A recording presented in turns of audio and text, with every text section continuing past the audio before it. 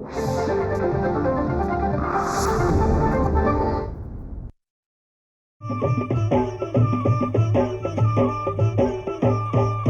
काळी आई धनधान्य देई, ही काळी आई धनधान्य देई.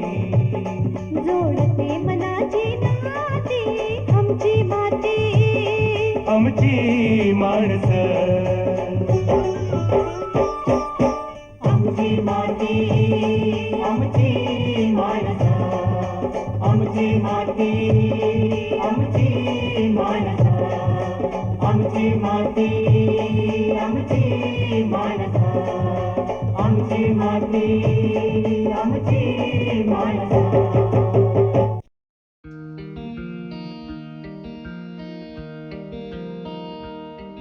नमस्कार शेतकरी बंधू भगिनींनो, आमची माती आमची माणसं या कार्यक्रमात आपल्या सर्वांचं मनपूर्वक स्वागत.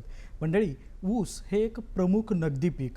ऊसाचं चांगलं उत्पादन घेण्याकरिता आपल्याला त्याचं योग्य ते व्यवस्थापन करणं गरजेचं असतं आणि याच व्यवस्थापनातील नियोजनातील महत्त्वाचा टप्पा म्हणजे पहिला टप्पा म्हणूयात, ज्यामध्ये आपल्याला ऊसांच्या जातीची निवड करायची असते. आजच्या भागामध्ये आपण याच संदर्भात सविस्तर माहिती घेणार आहोत. आज आपला विषय महाराष्ट्रातील ऊस लागवडीसाठी शिफारशीत जाती, आणि या विषयावरती मार्गदर्शन करण्याकरिता या कार्यक्रमात आपण आमंत्रित केलेला आहे वसंतदादा शुगर इन्स्टिट्यूट मांजरी पुणे येथील ऊस प्रजनन विभागाचे वरिष्ठ शास्त्रज्ञ डॉक्टर जुगल किशोर रेपाळे. नमस्कार सर. नमस्कार. आपल्या या कार्यक्रमात आमच्या संपूर्ण टीमच्या वतीने मनपूर्वक स्वागत करतो सर. धन्यवाद. सर, सर्वप्रथम सांगावं, मुळात ऊस हे प्रमुख नगदी पीक आहे. त्याच्या एकूणच उत्पादनाचा विचार करता मुळातच ऊस ज्या काही जाती आहेत त्याचे महत्त्व काय आहे?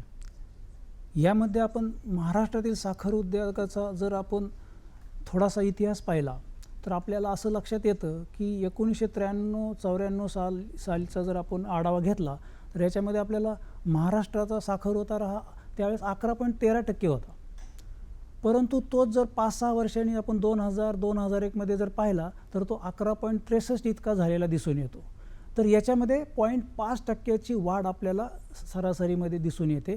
तर याचं महत्त्वाचं जे कारण आहे की ह्या 5 वर्षामध्ये आपल्याला कोशी 671 व को 8632 ह्या 2 जाती शिफारशीत झाल्या महाराष्ट्र राज्याकरता, आणि त्याचं एवढं मोठं योगदान ठरलं साखर उद्योगामध्ये की आपल्याला साखर उतारा वाढला. त्याचबरोबर शेतकऱ्यांचं ऊस उत्पादनसुद्धा त्याच्यामध्ये वाढायला फार मोठी मदत आपल्याला झालेली आहे. आणि म्हणूनच आपण ऊस शेतीमध्ये नेहमी म्हणतो की ऊस जाती ह्या ऊस पिकाचा हा एक पाया म्हटलं तर आपल्याला योग्य ठरलं असं मला वाटतं. नक्कीच, म्हणजे एक प्राथमिक नियोजनाचा टप्पा असं आपण त्याला म्हणू शकतो. मग मुळातच ज्या वेळेला ह्या ऊस जाती निर्मित केल्या जातात, बनवल्या जातात, संशोधित केल्या जातात, तर मुळातच ह्या नेमकं कुठं संशोधन केलं जातं आणि याची निर्मिती कुठे होते? भारतामध्ये जर पाहिलं तर तामिळनाडू राज्यामधील कोइंबतूर येथे ऊस प्रजनन संस्थेमध्ये 1912 सालापासून हे संशोधनाचं काम चालू आहे. आणि ही जी संस्था आहे ह्या संस्थेमार्फत पूर्ण भारतभर समन्वयाने पूर्ण राज्यांकरता ही संस्था काम करते भारतामध्ये.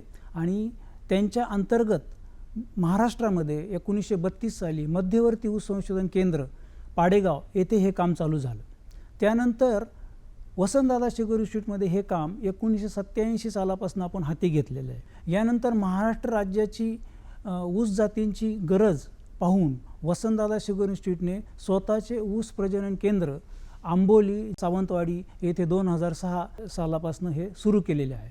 मग सर, ज्या पद्धतीने आपण वेगवेगळ्या इन्स्टिट्यूटमध्ये किंवा संस्था याच्यावरती कार्य करत आहेत, पण मुळातच एखादी जात ज्या वेळेला संशोधित केली जाते तर त्याचा नेमका प्रवास कसा असतो, ती कशी संशोधित केली जाते आणि एकूणच याचा कालावधी काय असतो? ऊस जाती निर्मितीमध्ये आपण पाहिलं की आपले जी काही उद्दिष्ट असतात त्या उद्दिष्टानुसार आपल्याला नर व मादी वाणाची निवड केली पाहिजे. आणि आपल्याला माहिती आहे की ऊसामध्ये संकरीकरण करण्यासाठी आपल्याला ऊसाला तुरा येणं फार महत्त्वाचं असतं. आणि हा तुरा आल्यानंतर आपण मादी वाणाची निवड केल्यानंतर शेतामध्ये की आपल्याला बांबूचा पिंजरा किंवा ॲल्युमिनियमचा पिंजरा त्याच्यावर एक कापडी बॅग परागीकरण होऊ नये म्हणून आपण त्याच्यावर टाकतो आणि शेतामध्ये तो बांधला जातो मादी वाणावरती, आणि तो बांधल्यानंतर आपल्याला नर वाणाचे जे तुरे असतात ते पहाटेच्या वेळेस आपल्याला शेतातनं गोळा करून आणावं लागतात प्रयोगशाळेमध्ये, आणि बाहेरील तापमानापेक्षा आपल्याला 5 डिग्री तापमान त्याच्यामध्ये वाढवावं लागतं. आणि याचा फायदा असा होतो की आपल्याला पेपरवरती परागकण जे आहेत नराचे ते गोळा केले जातात, आणि मग हे गोळा केलेले परागकण जे असतात हे आपण शेतामध्ये परत आपल्याला घेऊन जावं लागतात, आणि ते मादी वाणावरती त्याचं संकरीकरण करण्यासाठी त्याचा वापर केला जातो. आणि आपल्याला माहिती आहे की ऊस पिकाची उंची शेतामध्ये जास्त असते, त्यामुळे आपल्याला शेतामध्ये शिडीच्या साहाय्याने हे संकरीकरणाचं काम करावं लागतं. आणि एक संकर पूर्ण करण्यासाठी आपल्याला ऊसामध्ये जवळपास 7 ते 8 दिवसाचा कालावधी हा लागतो. आणि हा संकर झाल्यानंतर आपल्याला हे संकरित बी त्याच्यापासून मिळतं, आणि ह्या बियापासून आपण रोपे निर्मिती करतो, आणि ह्या रोपांमधनं निवड पद्धतीने ह्या ऊस जातीची निवड केली जाते. आणि आपण जर पाहिलं की याचा कालावधी संकरीकरणापासून शेतकऱ्यांच्या शेतापर्यंत जाण्याचा जो कालावधी आहे तो 15 ते 16 वर्षाचा कालावधी लागतो. आणि याच्यामध्ये आपण पाहिलं की जात तयार झाल्यानंतर संशोधन केंद्रावरच्या चाचण्या, साखर कारखान्यांवरच्या चाचण्या, निवडक शेतकऱ्यांच्या शेतावर घेतलेल्या चाचण्या, ह्या सगळ्यांचा एकत्रित माहिती करून त्याचा प्रस्ताव जो असतो हा कृषी विद्यापीठांमध्ये सादर केला जातो. आणि त्याच्यानंतर तिथनं मान्यता मिळाल्यानंतर राज्य बियाणे समितीकडे हा प्रस्ताव पाठवला जातो, आणि मग त्या महाराष्ट्र राज्याकरता ही जात प्रसारित होते. परंतु याच्या पुढील टप्पा जर पाहिला की आपण मध्यवर्ती ऊस संशोधन केंद्र पाडेगाव व वसंतदादा शुगर इन्स्टिट्यूट जे आहे की हे दक्षिण भारतामधील संशोधन केंद्र आहेत, आणि ह्या ज्या दक्षिण भारतामधील 18 संशोधन केंद्रावर ह्या ऊस जातींच्या चाचण्या बरोबरीत चालू असतात. जर आपली एखादी जात जर दक्षिण भारतामध्ये तुल्य जातीपेक्षा जर प्रथम क्रमांकामध्ये ऊस उत्पादन साखर उतारामध्ये जर आली, तर आपल्याला ह्या जातीचा प्रस्ताव केंद्रीय बियाणे समितीकडं नवी दिल्ली येथे पाठवावा लागतो, आणि नंतर आपल्याला ही जात महाराष्ट्राबरोबरच दक्षिण भारतासाठी जे 9 राज्य आहेत यांच्यासाठी ती जात प्रसारित करण्याची मान्यता आपल्याला मिळते. ज्यावेळेला वेगवेगळ्या जातीचे प्रकार असतात, मग ते पक्वतेनुसार असतात, तर हे पक्वतेनुसार जी काही जातीचे प्रकार पडतात ते काय आहेत? ऊस पिकामध्ये आपण ऊस जाती जर पाहिल्या तर याच्यामध्ये आपल्याला 3 महत्त्वाचे प्रकार पाहायला मिळतात. पहिला प्रकार आहे की तो लवकर पक्व होणाऱ्या ऊस जाती. दुसरा प्रकार आहे तो मध्यम उशिरा पक्वता होणाऱ्या जाती. तिसरा प्रकार आहे की उशिरा पक्व होणाऱ्या जाती. मग याच्यामध्ये आपण जर पाहिलं की लवकर पक्व होणाऱ्या जाती ह्या 12 महिन्यामध्ये पक्व होतात.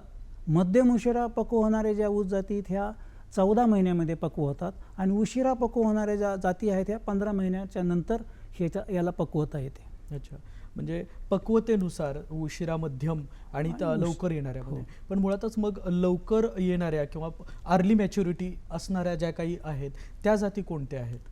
महाराष्ट्र राज्यामध्ये ज्या जाती शिफारशीत केल्या आहेत व ज्या आता लागवडीखाली आहेत याच्यामध्ये लवकर पक्व होणाऱ्यामध्ये आता आपल्याकडे 4 जाती उपलब्ध आहेत शेतकऱ्यांसाठी. याच्यामध्ये पहिली जात आहे कोशी 671, दुसरी जात आहे VSI 434, तिसरी जात आहे को 92005, आणि चौथी जी जात आहे ती MS 10001. याच्यामध्ये कोशी 671 ही ऊस जात जर पाहिली तर याच्यामध्ये उच्च साखर उतारा देणारी जात आहे. चांगलं उत्पादन ह्याचं मिळतं, आणि जिथं निचऱ्याच्या जमिनीत तिथं ह्या जातीचं उत्पादन चांगलं मिळतं. आणि साखर कारखान्यांमध्ये सुरुवातीच्या काळामध्ये ही जात जर आपण गळीतात घेतली तर आपल्याला साखर उतारा वाढवण्यासाठी फार मोठी मदत होते. त्याचबरोबर VSI 434 ही जी दुसरी जात आपण वसंतदादा शुगर इन्स्टिट्यूटने ऊती संवर्धन तंत्रज्ञानाद्वारे आमचं जे ऊती संवर्धन विभाग आहे त्यांनी ही जात तयार केलेली आहे. आणि ही जी जात आहे अति लवकर तयार होते, म्हणजे 10 महिन्यामध्ये ह्या जातीची पक्वता आपल्याला शेतामध्ये मिळते. त्यामुळे ह्या जातीमध्ये आपल्याला पाण्याचा ताण सहन करणे, अति लवकर पक्व म्हणजे उतारा त्याच्यापासून मिळतो आपल्याला. तिसरी जी जात आहे ती आहे को 92005. ही जी ऊस जात आहे ही प्रादेशिक ऊस व गूळ संशोधन केंद्र कोल्हापूर यांनी ही जात शिफारशीत केलेली आहे. आणि ह्या जातीचे वैशिष्ट्य जर पाहिलं की या जातीमध्ये ऊस उत्पादन व साखर उतारा हा चांगला आहे. त्याचबरोबर ह्या जातीचा गूळ जर पाहिला तर गुळाचा रंग ह्या जातीचा चांगला येतो, म्हणजे गुळासाठी सुद्धा ही जात सर्वात चांगली आहे. आणि महाराष्ट्रामध्ये कोल्हापूर भागामध्ये जर आपण पाहिलं की जिथं जास्त पाऊस पडतो की तिथं बाकीच्या ज्या जातीचं ऊस उत्पादन शेतकऱ्यांना मिळत नाही, परंतु ही जी जात आहे की ही त्या भागामध्ये जास्त पाऊस पडणाऱ्या भागामध्ये ह्या जातीचं ऊस उत्पादन व साखर उतारा हा चांगला मिळतो. परंतु काही भागामध्ये आपण जर पाहिलं की को 9205 या जातीमध्ये आपल्याला तांबेरा व तपकिरी टिपके या नावाचे रोग आत्ताला सध्या दिसून येत आहेत. तर त्यामुळे त्याचं थोडंसं उत्पादन ह्या जातीचं त्या भागामध्ये सध्या खालवतं. याच्यानंतर आपण MS 10001 जी जात आहे याच्यामध्ये ही जात मध्यवर्ती ऊस संशोधन केंद्र पाडेगाव यांनी ही जात शिफारसीत केलेली आहे आणि ही जात लवकर तयार होते. त्याचबरोबर साखर उतारा याचा चांगला आहे, ऊस उत्पादन चांगलं आहे आणि याचा खोडवाही चांगला येतो आणि ह्या जातीखालील जे क्षेत्र आहे हे आता हळूहळू महाराष्ट्र राज्यामध्ये वाढतं आहे. आमची माती आमची माणसं. याचबरोबर ती सर लवकर येणाऱ्या वाणांबरोबर ती मध्यम कालावधी लागणारा आणि अगदीच उशिरा कालावधी लागणारा ह्याही जाती आहेत, तर त्याबद्दल सांगावं. यामध्ये मध्यम उशिरा पक्वता गटामध्ये महाराष्ट्र राज्यामध्ये ज्या जाती लागवडीखाली आहेत सध्या याच्यामध्ये मुख्यत्वे करून 4 जाती आहेत. याच्यामध्ये पहिली जी ऊस जात आहे ती को 86-032 आहे. दुसरी ऊस जात जी आहे ती COM 0265 ही आहे. तिसरी जी ऊस जात आहे ती को VSI 03-102 ही आहे आणि चौथी जी ऊस जात आहे ही VSI 08,005 ही आहे.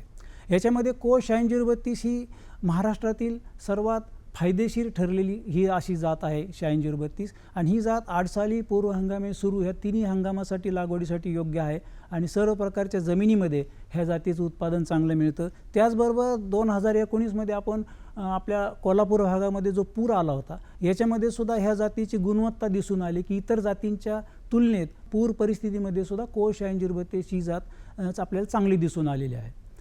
त्याच्याचबरोबर दुसरी जात आहे को M 0265. ही जी जात आहे ही मध्यवर्ती ऊस संशोधन केंद्र पाडेगाव यांनी ही जात प्रसारित केलेली आहे.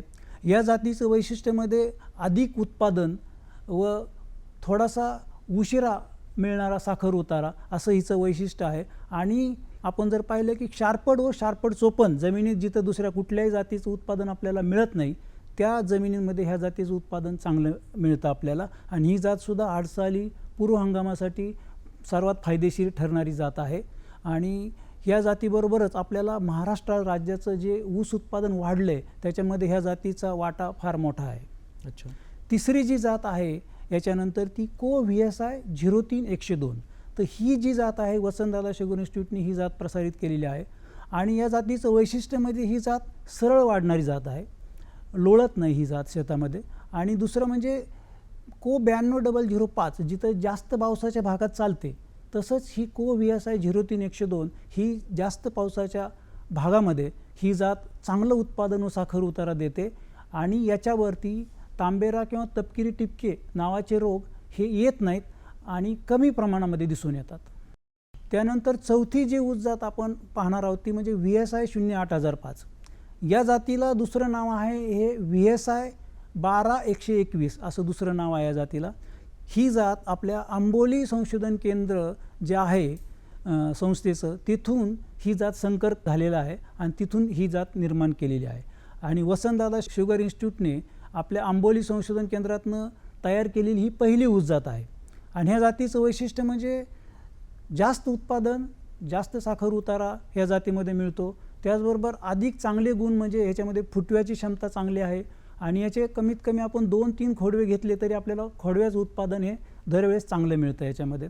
आणि याचबरोबर ह्या जातीमध्ये फायबरचं प्रमाण वाढलेलं आहे आणि याचा फायदा काय होतो की फायबरचं प्रमाण वाढल्यामुळे थोडासा ऊस टणक झालेला आहे आणि आपण जर पाहिलं की मराठवाडा विभागामध्ये की जिथं ऊस शेतीमध्ये डुकरांचा प्रादुर्भाव जास्त आहे त्याच्यामुळे नुकसान जास्त होतं तर अशा परिस्थितीमध्ये ह्या जातीमध्ये आपल्याला नुकसान फार कमी दिसून येतं त्याच्यामध्ये आणि त्याच्यामुळं शेतकरी बंधूंना डुकरांपासून संरक्षण करण्यासाठी ही एक चांगली ऊस जात आपल्याला तिथं दिसून येते. त्याचबरोबर ही जी ऊस जात आहे की ही दक्षिण भारतामध्ये 9 राज्यांसाठी आपल्याला ही जात 2021मध्ये भारत सरकारने ही जात प्रसारित केलेली आहे. म्हणून दक्षिण भारतामधील 9 राज्यांसाठी ह्या जातीची लागवड आपण करू शकतो. म्हणजेच आपल्याला रोगाबरोबरतीच म्हणजे आपण जर प्रतिकारक्षम असं वाण निवड करायची म्हटले तर म्हणजे त्याच्या कालावधीबरोबरतीच देखील त्याच्या या गुणधर्माची देखील दखल घेऊन ती शिफारशीत केलेली हो. आहे.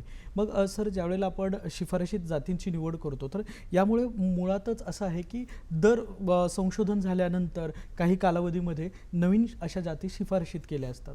तर मग आत्ता या नजीकच्या काळामध्ये किंवा आपण पॅन्डेमिकच्या नंतर या काळामध्ये काही विशेष अशा जातींची शिफारस केली आहे का? मध्यवर्ती ऊस संशोधन केंद्र पाडेगाव यांनी आपल्याला 2 नवीन जाती या दरम्यानच्या काळात दिलेल्या आहेत. ह्याच्यामध्ये पहिली जी जात आहे फुले 0957 ही जात आहे. ही जात मुख्यत्वे करून गुळासाठी ही जात प्रसारित केलेली आहे आणि याच्यामध्ये आपल्याला गुळासाठी 92,005 पेक्षा चांगला प्रकारचा प्रतीचा गुळ ह्या जातीपासून मिळतो आणि त्याचबरोबर ऊस उत्पादन व साखर उतार्यामध्ये सुद्धा ही जात चांगली दिसून येते. दुसरी जी जात प्रसारित केलेली आहे ती म्हणजे फुले 15-012. तर 15-012 ही जी जात आहे की ऊस उत्पादन व साखर उतारा ह्या जातीमध्ये चांगला आहे. त्याचबरोबर कोएम 0265 ह्या जातीला पूरक अशी ही जात आता आपल्याकडे उपलब्ध झालेली आहे आणि ही जात रसवंतीसाठी सुद्धा अतिशय योग्य अशी जात आहे. आमची माती आमची माणसं. आपण ज्या पद्धतीने ऊसाची जातीची निवड करतो आहोत तर मुळातच आपल्याला काय त्याच्यापासून साखर उतार्यासाठी किंवा गुळ निर्मितीसाठी या पद्धतीचा विचार करून देखील आपल्याला वाणांची निवड करायची आहे.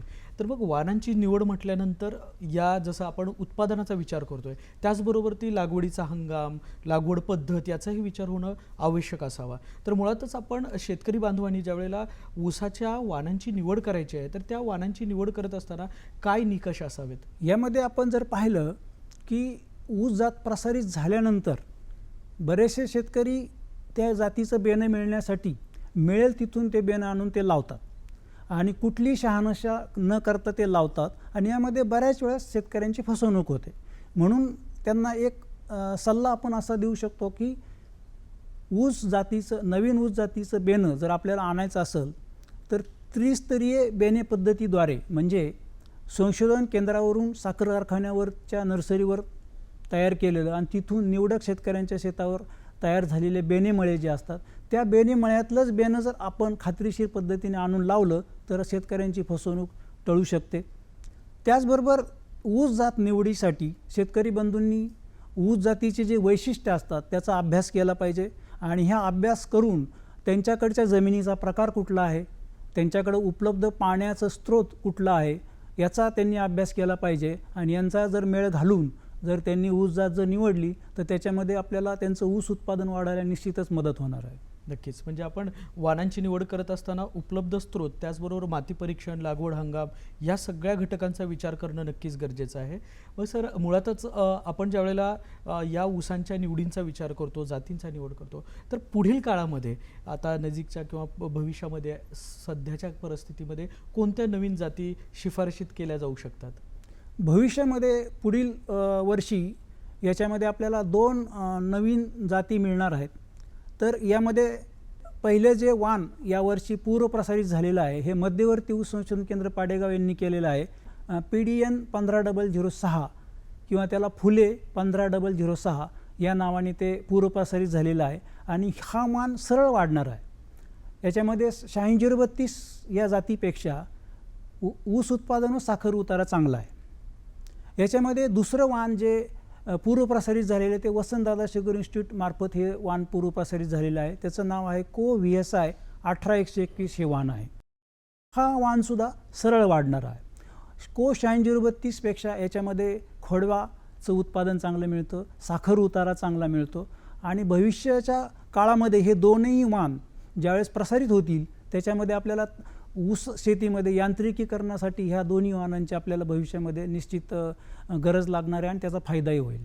आणि ऊस म्हटलं की एक प्रमुख नगदी पीक आणि ऊसामुळं आपला जो काही साखर उद्योग म्हणजे या साखर उद्योगामध्ये ग्रामीण अर्थकारण त्याचबरोबर ती राज्याचा आणि देशाच्या अर्थकारणावर आधारित आणि त्याच्यावरती काही परिणाम करणारा हा व्यवसाय आहे आणि त्याचं मूळ म्हणजेच आपल्याला ऊस शेती करणं. तर या ऊस शेतीचं नियोजन करत असताना शेतकरी बांधवांना हा खूप महत्त्वाची माहिती या माध्यमातून मिळते आहे. तर आजच्या आपल्या या कार्यक्रमाच्या निमित्ताने विषय खूप महत्त्वाचा आहेच आहे. तर आपण सह्याद्री वाहिनीच्या प्रेक्षकांना, शेतकरी बांधवांना काय संदेश द्याल?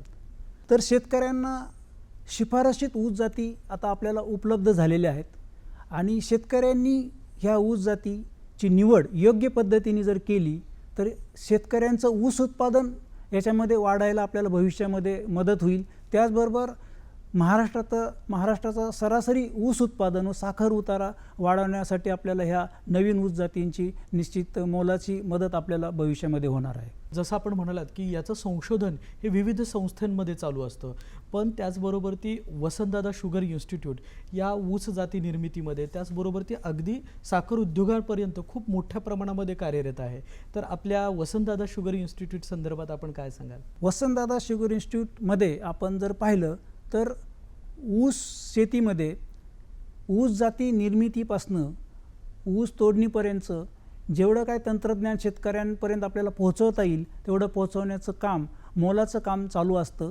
याच्यामध्ये शेतकऱ्यांना प्रशिक्षण देणे, कारखान्यांवरती जाऊन आपल्याला कारखान्यांसाठी ऊस जातीचं लागण नियोजन व तोडणी नियोजन करणे, त्याचबरोबर इतर जे वसंतदादा शुगर इन्स्टिट्यूटच्या ज्या निविष्ठा आहेत, ह्या निविष्ठा कशा वापरायच्यात, काय वापरायच्यात, ह्याचं आपल्याला शेतकऱ्यांपर्यंत आपण मार्गदर्शन करण्याचं काम मोठ्या योगाने आपल्या संस्थेमार्फत हे केलं जातं. खूप महत्त्वाचं कार्य या संस्थेच्या माध्यमातून होत आहे आणि आपला शेती आणि त्याचमधला महत्त्वाचा नगदी पिकातलं प्रमुख पीक म्हणजे ऊस आहे.